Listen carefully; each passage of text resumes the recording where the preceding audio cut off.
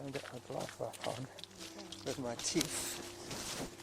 It's easier than when my hands are wet. That's really difficult because they've got like a lining inside them. And they turn inside out. Yeah, sometimes when I take them off, the lining gets pulled out of the outer sleeve and then I have to fight with it to get back in. BC Transit has taken down all the schedules on the bus stops. Yeah, they're going to put them back, but what the problem is that they don't have enough bus drivers. Is that what it is? Yeah, so the schedules aren't reliable. So people say that there's supposed to be a bus and they complain? Yeah. But you know, not everybody has a smartphone. Yeah, what the smartphone will tell you, it's not coming in 10 minutes, it's coming in 20 minutes. Yeah, I have an app on my phone that tells me that. Yeah, but you don't have data, so how could you use it? No, you can. You can. It's like one of those, it updates when you're at home and then you can access the data when you're out. Yeah, Not with digital data. Hello. Hello. But you can But access not it. necessarily updated, though. No, it's only updated. Like the same with the weather. I mean, I looked at it at home, it said 1 degree, but it's not going to change until I get back onto Wi-Fi again. So it wouldn't give you minute by minute update. And that's what the people who are complaining about lack of accessibility for poor and marginalized people and elderly who don't have smartphones to tell them. I think we should unlock arms here, because otherwise we're going to trip each other up. What with? Velcro? My Velcro. Oh, yeah. But what reminded me of that was that I got a reminder from Google to check the BC website, and I opened it up on Google, and you know how you get notifications from I know, but what website on BC? There's plenty. BC Transit or TransLink or whatever. TransLink is mainland. Mainland Transit. Yeah, but I had the option of listening instead of reading the article. I just at the top there was a little face with the little lines coming out of his voice. You see this is so seldom it got any water in it. It's almost remarkable, the fact that it does have water. But that really wet day, that Monday a couple of weeks ago where we had all the flooding, this was just like a lake here. I was walking ankle deep in water. I know, you gave up avoiding puddles. Yep, by the end of it, it was futile. Look at that tree. It's sort of got a kink in it, halfway up. Yeah, looks like one of our trees near us, the one that's in their backyard, but the one where the raccoons Oh, live. hang on. I know I'm going to take the camera out later on so that when we get up onto the...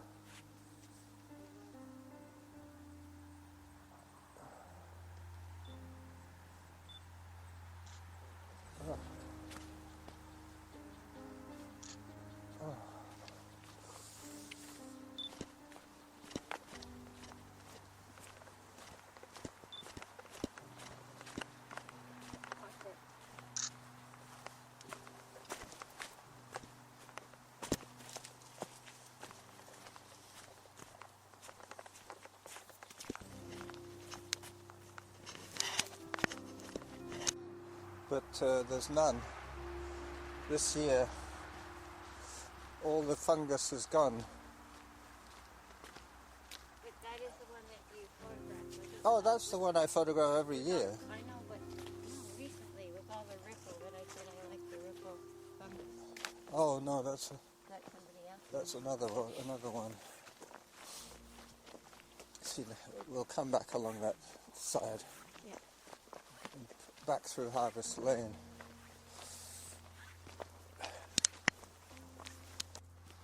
So we're on again, on Whittaker, Norma's favourite trail. Do you remember that time you tripped? Yeah. Just here. Yeah. You came this way Yeah. and ended up in the bushes there. Head first in the bushes.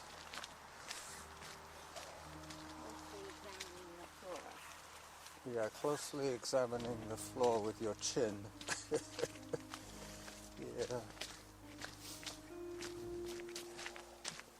There was some other transit-related news. So it's the bus driver situation. They can't get any drivers. Yeah. Well, they can't get enough to... To man the roads that they have, they weren't expanding the roads. No. You know, and it's kind of sad because it's one of the best paying jobs. It is a good paying job, that's true. And they have a strong union. You wonder how many people quit their jobs, the pandemic. Drivers, they might have said, screw it, I don't want to do this job anymore. They were getting a lot of abuse at the beginning. It's like the garbage men. But their business, the garbage collectors, is pretty much recession-proof.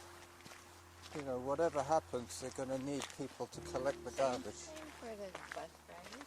Yeah. You remember my friend Randy? Yeah. Randall Camphius? Yeah. The guy who died.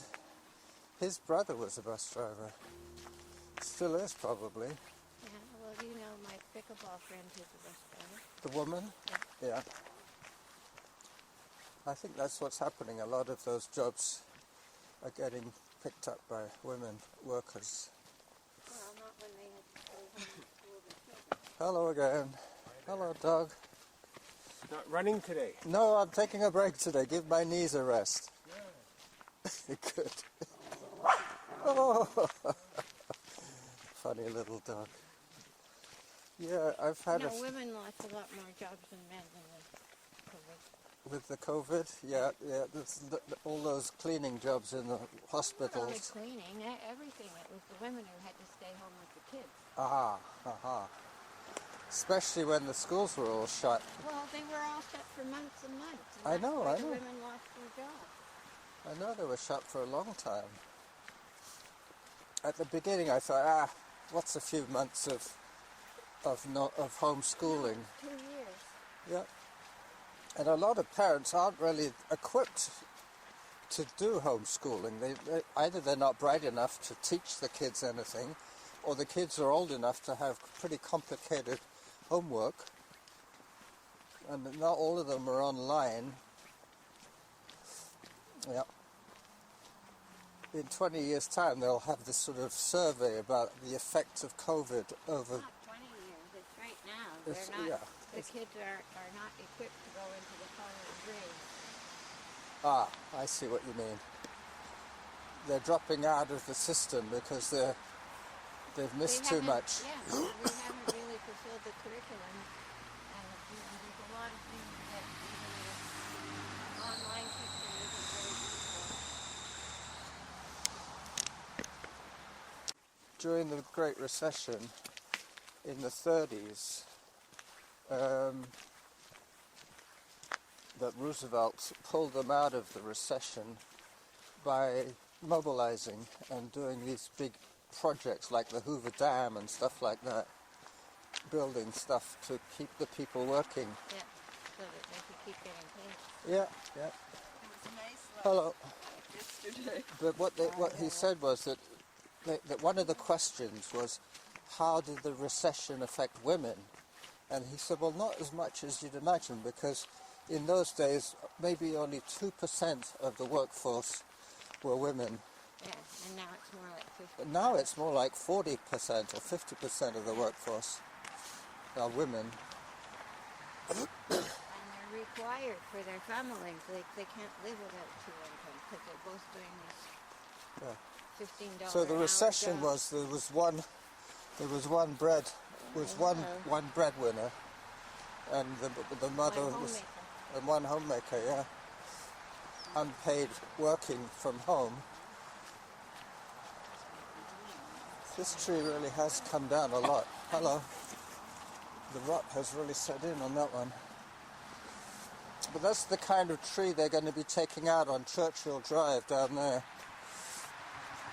They're going to close Mount Doug, the road, so that you can't go up all day, so that their workers that their workers can work without having to worry about people walking up and down. Yeah, and they can't hear them when they got their earmuffs on because they're using chainsaws. Yeah, that's what they're going to be up the trees, cutting things down. Now, let me remember how we get up to that. We go this way. That's right. Yeah. I did this that day that it was so rainy. I decided to come up. Yeah. It's the first chance you get to get off Whitaker. The first chance you get to get away from the noise of the road. And that's basically where we're going to end up there. We're snaking up towards Arbutus Mount. And there used to be a little lean-to shelter here. You could see how the roof has fallen in, but they had ferns and stuff covering it. Made it look like a little hermit's cave. I pity the poor street people today. Can you imagine having to sleep out in the rough, in the cold? And the wet. The wet would have been bad, yeah. But now it gets to freeze. Yeah, it's something like silver. This is quite steep. This is where if I did have my heart rate monitor on, it would be going up into zone 3. But the quickest way up is the steepest usually. And the way they mitigate really steep hills is by putting in a lot of switchbacks. But they don't do that here because, yeah, these are all natural paths.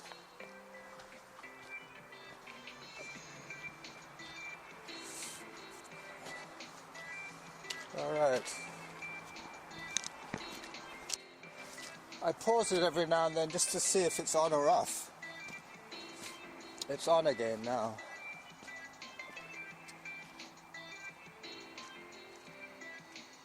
Yep, you could see where we were down there on that trail down there.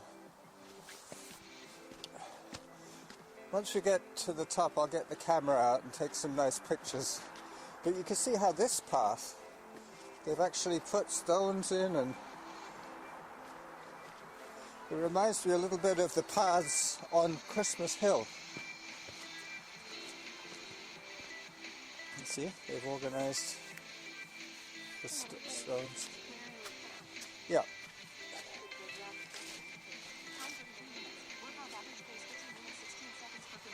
So we're almost at the top now. We have to skirt around and then approach it from the other side. But I love this trail. It really is it's really quite picturesque. Yeah, I saw that.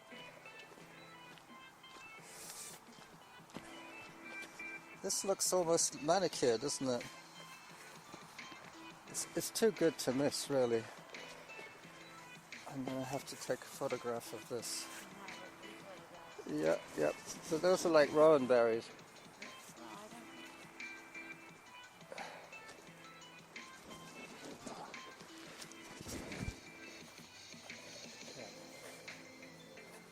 I'll pick all this stuff up in a minute once I got my camera going.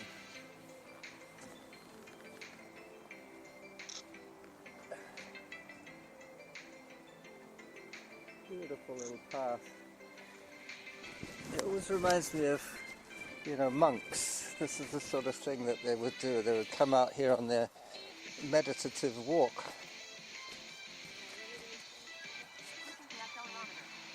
What?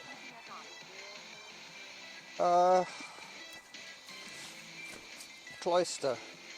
Like a cloister?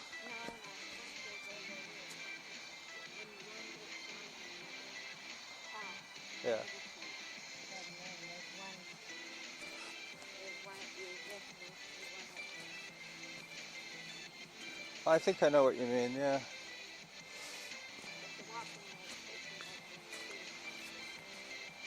Yeah, but that's what this looks like, that sort of thing. They would walk here with their arms and their hands in their cassocks and their hoods up, looking down at the ground so they don't trip. Excuse me. But it is quite a circuitous route, this one. It goes all the way around before it goes up.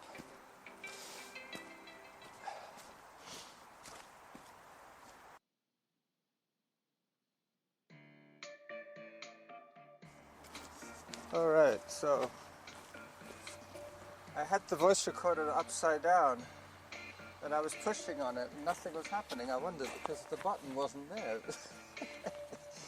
I was trying to push the back of the machine. There's another little mushroom there, a couple of mushrooms. Yeah, it's kind of protected. But this, I believe, is Irvine. Yep, Irvine. Oivin. And that's remarkable, that route there. I'm sure 100 people have tripped on that. Eh? Yeah.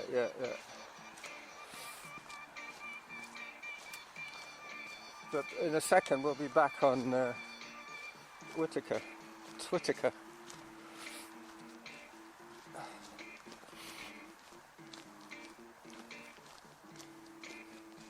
Well, my knees are certainly getting a workout today.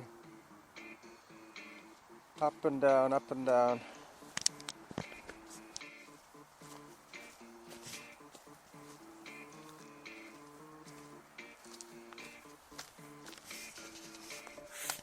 Time 39 minutes. Workout average pace 14 minutes 29 seconds per kilometer.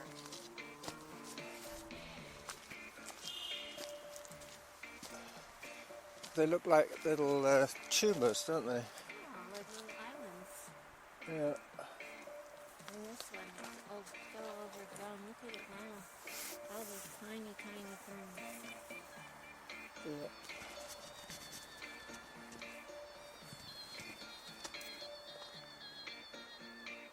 That's one of those penis ones. Oh.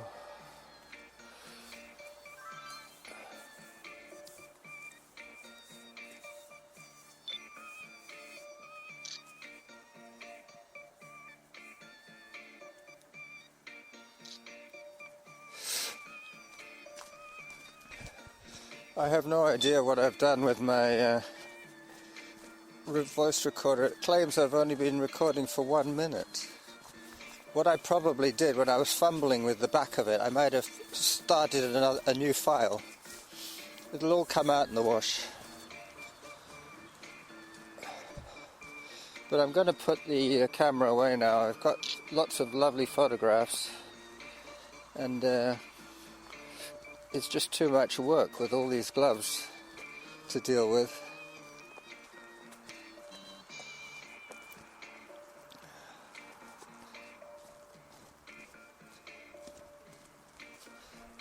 Well, I need to just stop for a second, put the camera away and put my gloves back on. Abandon all attempts at recording a show today. No, I don't do that. I don't like the acoustics of indoor recordings. You really have to spend a lot of money on soundproofing, and you could go out in the yard, yeah. One could go out in the yard. Yeah. Breathe on them, warm them up.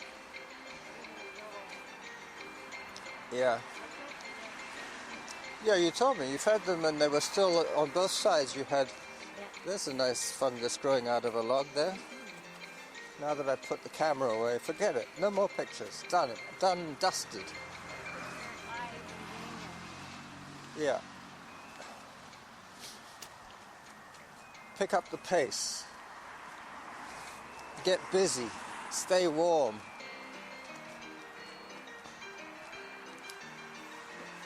I've never seen that view through there. You can see where we would have crossed if we'd gone on the lower path. That was a bit sloppy today. Yep, but they're going to be taking out some trees in that exact area because of the danger of them falling down. Yeah.